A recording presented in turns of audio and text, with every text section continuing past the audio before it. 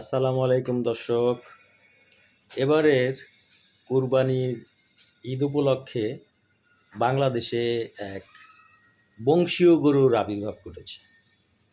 এর দাম হাঁকা হয়েছে ৳১,০০,০০,০০০। সম্ভবত বিক্রিও হয়ে গেছে কিনা আমি ঠিক বলতে পারব না। তবে যতদিন বাংলাদেশে এই কুরবানির উপলক্ষে গরু কেনাবেচা হতো এবং তা বিক্রি করত সাধারণ কৃষক এবং ব্যাপারী, ঠিক সেই সময় পর্যন্ত বাংলাদেশে গরুর দাম একটা সহনীয় পর্যায়ে ছিল বলে আমার মনে হয়।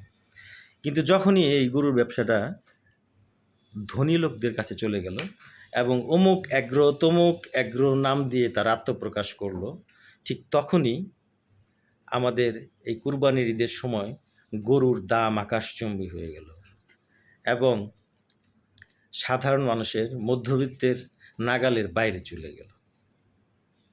এটাই হলো বাস্তবতা।